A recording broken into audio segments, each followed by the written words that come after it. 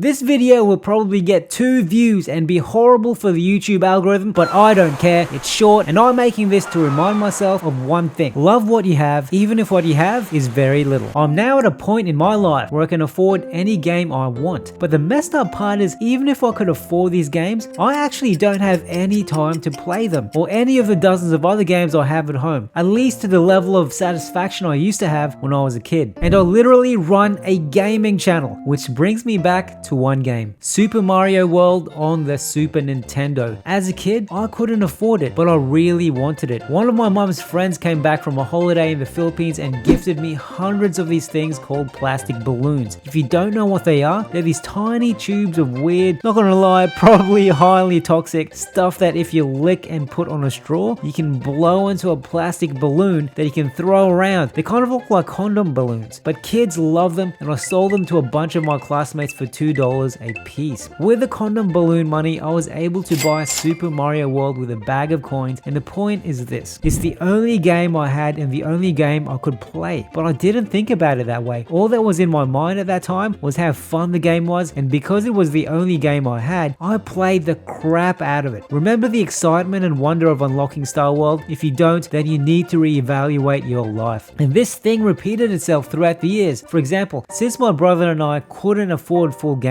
we were only able to rent them from these ancient buildings our elders call video stores, or as some wise uncles like to call them, Blockbuster Videos. One time, because we only had the budget for one game, we had to choose wisely. We decided to rent Zelda: A Link to the Past, and like with Super Mario World, it was the only game I had access to, so I played the crap out of it. And as I did, I didn't keep thinking, oh man, I have 20 other games I have to finish, because I literally didn't. All I thought about was how much fun this game was. The same happened when I got a Nintendo 64. My friends and I would do sleepovers, and we all brought our Nintendo 64 controllers, and we'd just play one game, Super Smash Brothers. Okay, and Mario Party. We'd all brag about how the little joysticks in our controllers would bruise our palms and how they'd leave bits of dust from spinning them around so much. And when we'd hear the adults stir at 6 in the morning, we'd quickly hide under our sleeping bags, pretending we were asleep. But as much as I enjoyed the games I played, in my alone times, there was a longing. I wish I could afford more games. I wish I was older. I wish I had thicker underarm hairs. I wished I had this. I wished I had that. I wished I didn't have to beg mum to buy a new game. In fact, I wished I could afford any game I wanted. Imagine that. Imagine how happy I'd be. When I grew older, as I sat at my desk with all the pressures of university and of having no money and of nagging girlfriends, all I longed for were days when I could sit down, drown out all the noise, and play Super Mario World.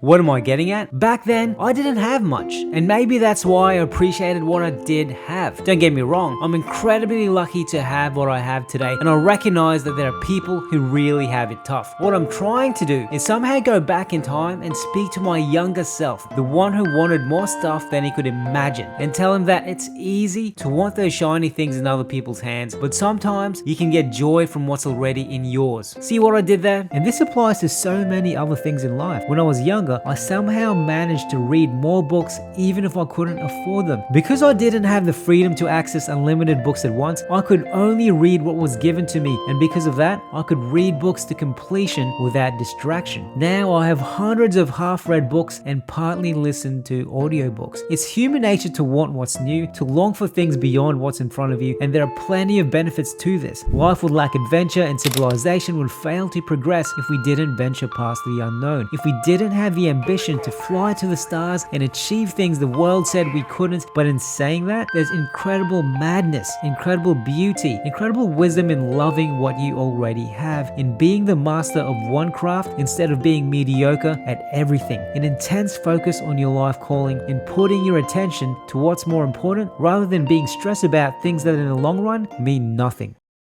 When I was a kid, my dad once asked me, "You won't still be playing video games when you grow up, will you?" Defiantly, I told him, of course I'll be playing video games. I wasn't going to be boring like those adults. I was still going to enjoy the stuff I enjoyed as a kid. That vision I had became true. My career is literally built around video games. But just a few weeks ago, as I was working on video edits at 2 in the morning while my wife, who needed my company, slept alone, my life didn't feel anything like the Neverland I thought it would be. I'm sacrificing sacrificing so much, but for what reward? Sometimes my huge dusty library of unexplored video games just feels like a pile of homework. I need to spend thousands of hours playing these things just so I can catch up to whatever game is popular right now. When I get these sad realizations, I just need to take some time out to enjoy just one game as a game and not as something I need to tick off a list. I need to stop buying new things and enjoy what I have. I need to remember the joys of booting up Super Mario World and unlocking Star World. I need to remember Zelda: A Link to the Past, about that sweet sound effect you get when you unlock a new treasure. I need to take some time out to focus on what matters, blowing condom balloons and profiting